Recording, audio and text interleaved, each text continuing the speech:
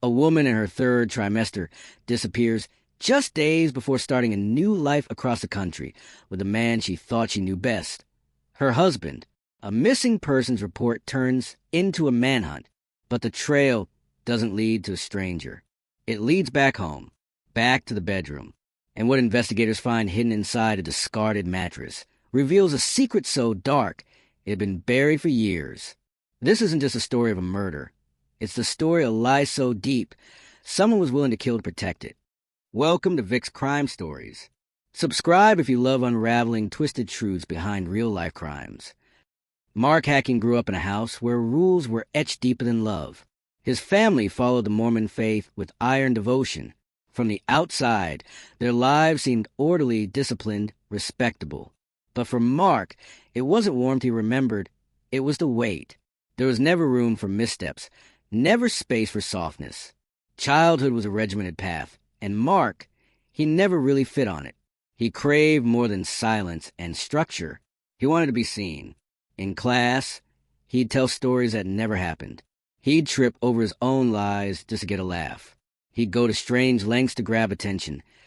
Even pain didn't scare him if it meant people would look his way. And so, a habit was born. Mark learned to lie before he ever learned to live. He was 17 when he met Lori Suarez at a school camp. She was 15, smart as a whip, and graceful without even trying. That summer, Mark set his hand afire on purpose, just to make a scene. And it worked. Lori rushed over to help, and from that moment on, Mark had her attention. Whether or not he deserved it, he had it. Lori had her own story. Like Mark, she came from a religious family. But while Mark pushed against the rules, Lori seemed to shine within them. She was her class president. The girl everyone looked up to, the one parents pointed to as an example. She didn't just follow the path. She made it look good. Together, they became that couple. The kind that walked through the school halls with fingers laced, making the future look easy. The kind that people looked at and said, they're going to make it. They shared scriptures and inside jokes. They led prayer groups and passed notes in class. They had the look of forever. And they believed it too. After high school, Mark joined the Mormon mission, sent out to Canada to spread the gospel and represent the faith. It was supposed to be a time of discipline and service, a sacred step forward. But once he was away from home, away from the eyes of the church and the structure of family, Mark's mask began to slip. He drank, he partied, he slept around. He broke nearly every code he was raised to keep, and he did it all with a grin. Eventually, word caught up with him. He was pulled from his mission, sent back to Utah in disgrace. His parents were humiliated. Their son had brought shame to the family name. They didn't just talk about it. They mourned it like a death. But Mark knew how to perform. He knew when to cry, when to apologize, when to say the words that made people forgive. And it worked. Somehow, he talked his way back in. His family agreed to support him again, and he enrolled at the University of Utah. Lori never left his side. She was steady in a way Mark never was. As he took classes, she built a career. She landed a great job. She showed up. She followed through. They got married, young and wide-eyed, still convinced they were meant to last. Lori grew into a woman who balanced faith with ambition. Mark, on the other hand, stretched the truth so often, he forgot what it meant to tell it. While Lori paid bills and dreamed of starting a family, Mark promised he was working toward becoming a doctor. He said he was on track, that he just needed more time. His father was a doctor. His brothers were doctors. It only made sense. And so Lori waited and worked and believed. Because when you love someone that deeply, you don't expect the lie to be that big. You don't expect that the person you kiss goodnight has already let go of the truth. You don't expect that the life you're building is being held up by stories instead of stone. And Lori? She had no idea that Mark had already made the biggest decision of his life, one he would guard with everything he had, even if it meant the end of hers. Mark Hacking had been raised with a very specific blueprint. His father wore the white coat of a respected doctor. His brothers followed suit, one after the other, like dominoes falling into the family legacy. Mark was supposed to be next. It wasn't a question of if, It was a question of when. The expectation hung over him like a second skin. In a house like that, ambition wasn't praised, it was assumed. Success was the minimum. Anything less was failure. So Mark played along. He told his family he was studying hard, preparing for the MCAT, applying to medical schools across the country. When that lie didn't feel big enough, he told them he got in. Not just any school. He picked one all the way in North Carolina. A clean slate. A fresh chapter. Somewhere far enough away to hide the details he never planned to fill in. Lori believed him. She had no reason not to. This was Mark, the boy she fell in love with, the man she married. And now, they had more than each other. She was pregnant. A new life was coming, and everything seemed to line up. Mark had his acceptance letter. They were preparing to move. A goodbye party was already on the calendar. Their families were proud.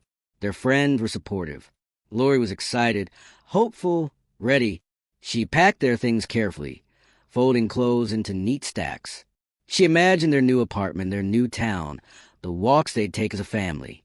She was starting over, and she was doing it with a man who, she believed, had fought hard to get them there. But Lori was practical, organized. She didn't leave things to chance.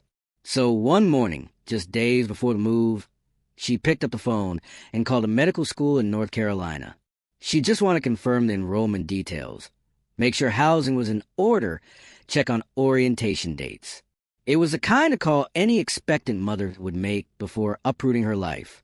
A responsible step. The person on the other end of the line hesitated. Then came the words Lori never expected to hear. There was no record of Mark hacking, no application, no acceptance, no enrollment. Nothing. She asked him to check again. Spelled the name slowly. Repeated the date. Waited. Still nothing. That moment, it wasn't loud. There was no scream, no crash. Just a silence, so thick it swallowed the air around her. In the space of a single sentence, the foundation she stood on cracked under her feet. She didn't tell anyone right away. She needed time to make sense of it. Time to understand how the man she loved, the man she trusted, had built an entire future out of thin air. She didn't confront him yet. Not that day. Not even the day after. Because some part of her still hoped it was a mistake. A glitch in the system. Something small that could be fixed. But deep down, a quiet question had already begun to take shape. If this wasn't true, what else wasn't? They had the boxes packed. The party was set. The guest list was printed. And Lori, standing in the middle of it all, held a secret she didn't ask for. She just didn't know yet. It would be the last truth she'd ever uncover. Lori didn't explode. That wasn't her style. She waited, watched, thought. But when the moment came, she didn't hesitate. She asked Mark directly, calmly, clearly. She gave him a chance to explain, to come clean, to fix whatever this was before it grew into something it couldn't come back from. And he lied. He didn't stumble over his words. He didn't backtrack. He stuck to it, claimed it was a mistake on their end, said he'd already spoken to the school and it was being resolved. He had an answer for everything, well practiced, almost rehearsed. And Lori, she wanted to believe, you don't marry someone you think is capable of that kind of deception. You don't share a home or a future, or a child with a man you believe is capable of creating a lie that big. So for a few hours, maybe even a few days, she tried to let it go, but her gut wouldn't let her rest. So she started digging. What she found didn't just unsettle her. It rearranged the entire timeline of her life. Mark hadn't just lied about medical school. He never even finished college. Despite all the nights he claimed to be in class, studying, attending labs, there were no credits. No professors remembered him. There were no assignments turned in. No transcripts. Nothing. The degree he hung with pride in their apartment? It wasn't real. And it hadn't been real for years. That was the part that shook her the most.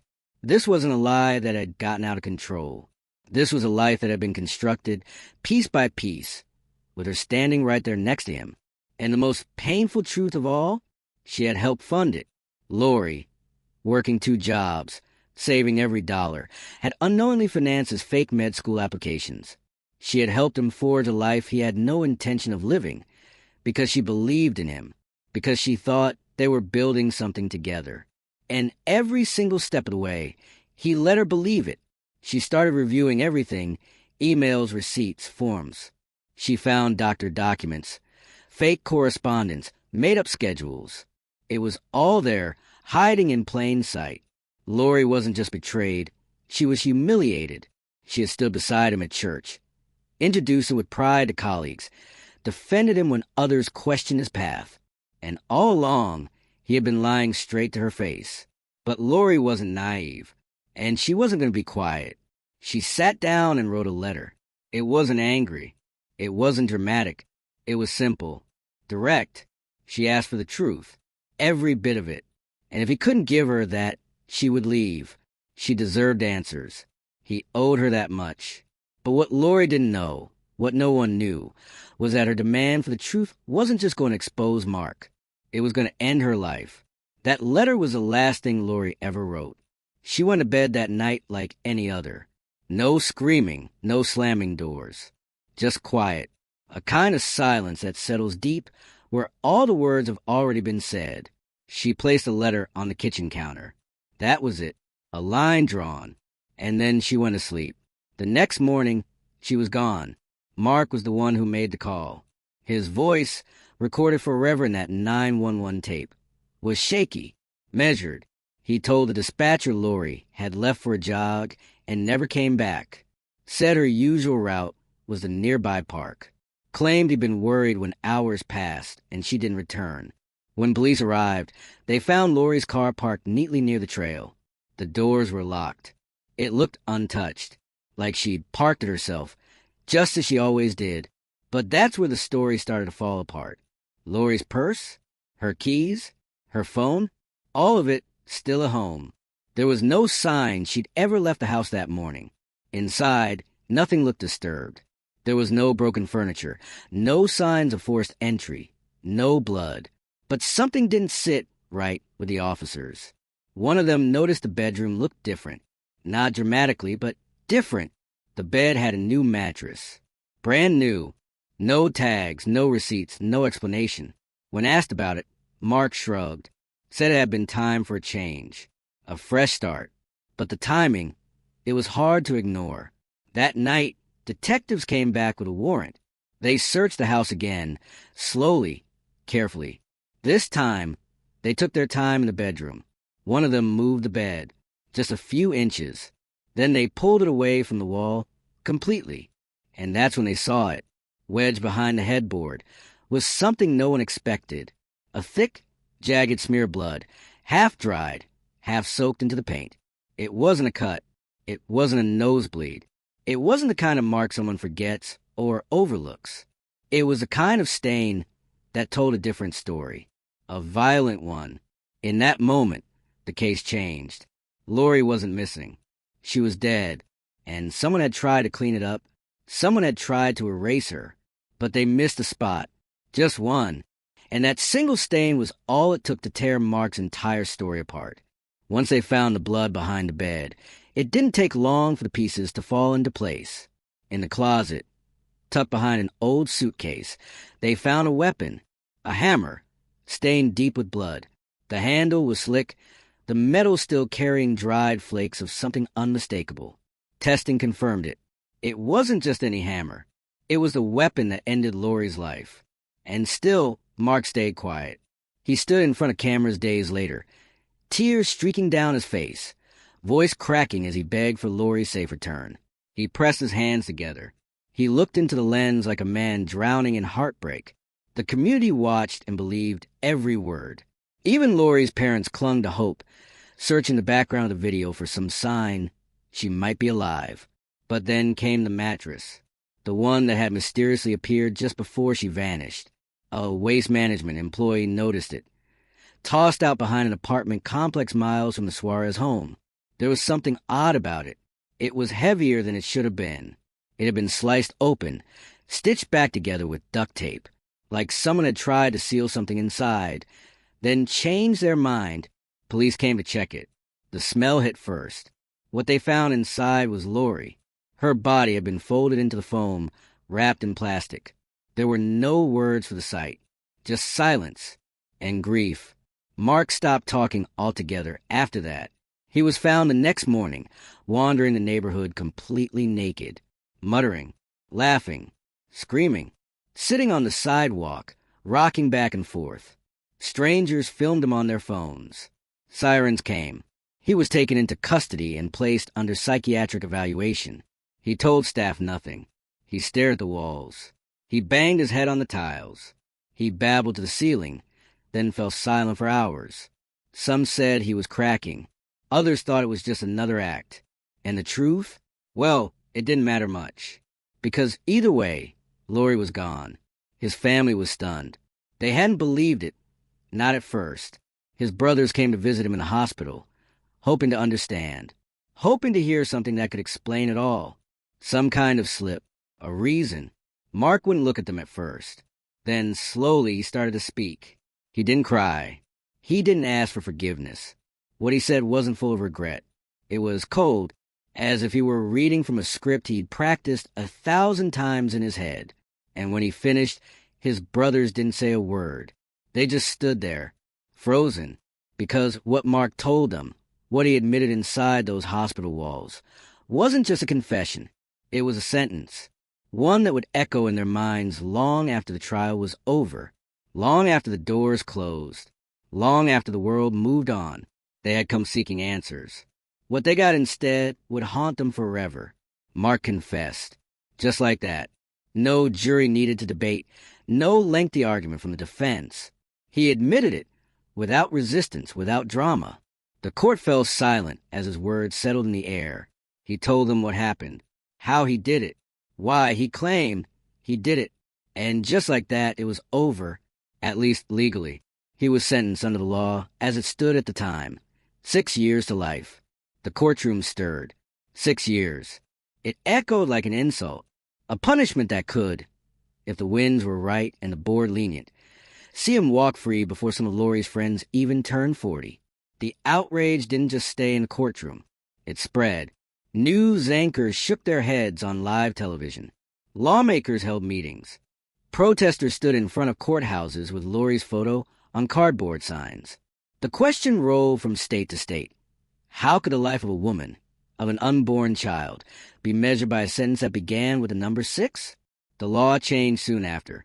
The minimum became 15 years to life. Still not enough for some, but a start, a line drawn in the name of Lori. Her name was read aloud in committee hearings. Her smile held up on banners. She became more than just another statistic. She became the reason. And Mark, he remains behind bars, eligible for parole in 2035. It sounds far away until you start counting birthdays, until you look at a calendar and see how fast years disappear. People haven't forgotten, not the way he hoped they might. His name still sparks anger. His face still stirs disbelief. He walks prison corridors, but out here, his memory lingers in the form of outrage, heartbreak, and laws written too late. Lori left behind more than just a case file and a courtroom record.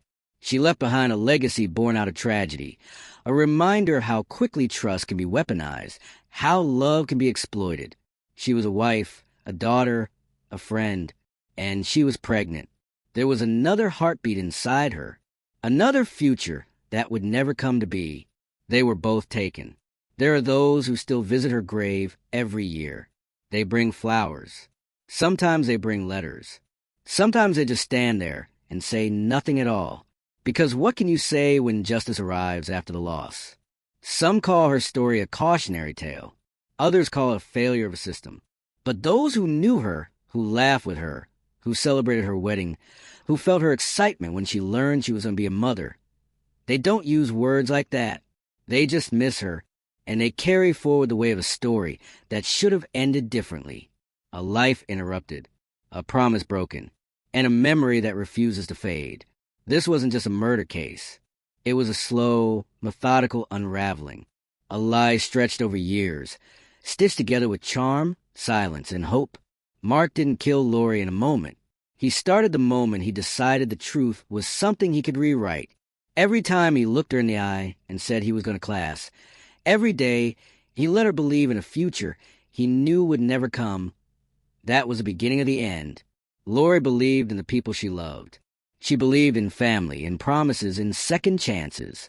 But what happens when love is met with manipulation?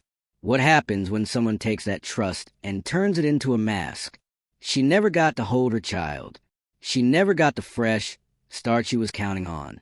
Her life was taken by the same man who once held her hand and spoke vows. And in the end, Mark didn't just lose his wife.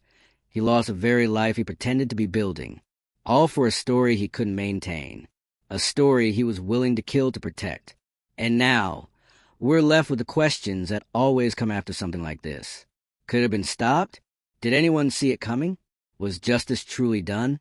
If this case stayed with you the way it stayed with me, if you found yourself thinking about Lori and the life that was stolen, don't forget to hit that like button. Subscribe to Vick's True Crime Stories for more haunting truths and the people behind them. And tell me in the comments, do you think justice was ever really served here? Until next time, stay curious and stay safe.